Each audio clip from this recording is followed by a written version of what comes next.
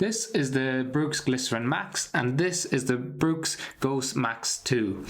So they're two maximalist cushion shoes from the Brooks range, and as a foot and ankle specialist, I'm going to break down what the key differences are between the shoes in terms of performance, in terms of fit, in terms of comfort, and in terms of what uses you might use them for, whether that's walking, standing, and what type of running they're more beneficial for.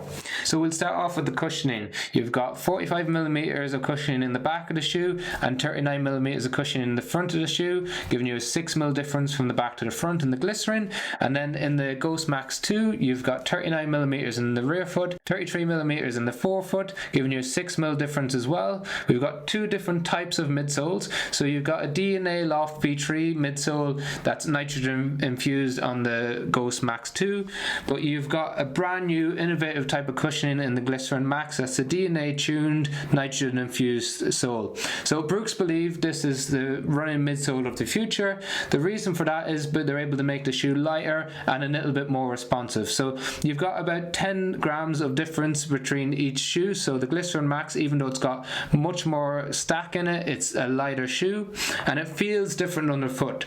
So normally what you get with a shoe that has this much cushioning, when you apply pressure to it, you tend to sink into it. It's nice and comfortable, but you don't get much energy return.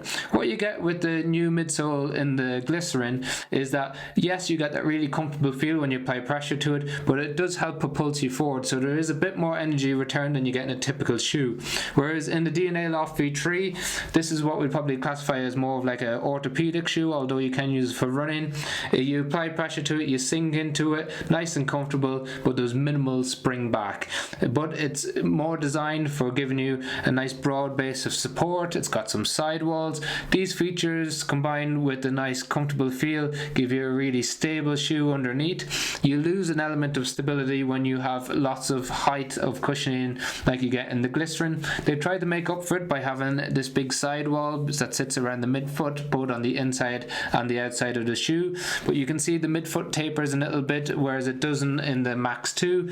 By tapering, it reduces the amount of support under your foot, so the amount of contact that you have with the ground, and they've tried to make up for it by having a very late but aggressive forefoot rocker. So that means that you've got more time, more contact on the ground, whereas you've got a little bit of an earlier stage rocker in the Max 2, so it starts to tilt upward a little bit earlier in the shoe. The rocker is really helpful for propulsing you forward. We found that as we tried to move a little bit faster, a bit more up tempo onto our forefoot on the Glycerin Max, it was really enjoyable, really helped propulse you, not something that we could quite achieve with the Max 2. Then on top, we've got different types of feel and fit. So they're both a true to size length. We had no issues with the general sizing. They're both a normal width, and for instance with a Hawkeye, I tend to have to get a wider version. It's too tapered from my foot, but no problems here in either Brooks. The Brooks Ghost Max comes in a normal, a wide, and an extra wide. So if you have any issues with the width of shoes, this covers all your bases. The Max tends to fit a normal to wide foot, but at the moment it doesn't come in any wider versions.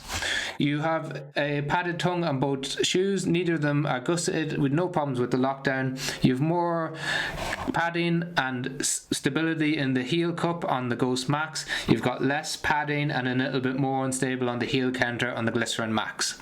So two completely different shoes. We'd recommend the Glycerin Max if you wanted to do longer runs that were slightly more up tempo but generally a bit more of a cruiser shoe. The Ghost Max 2, brilliant for walking, brilliant for standing all day, good for nice recovery runs, but it is quite a heavy shoe. I wouldn't say it's clunky, but it definitely was more for the slower runs. Didn't really enjoy it when we tried to pick up the pace, but overall an excellent shoe. So if you have any questions on either of the shoes, please leave them in the comment section below. We've got loads of reviews on Brooks shoes and other maximalist cushion shoes. Please check out the catalog, subscribe to the channel, and like the video if you found it helpful.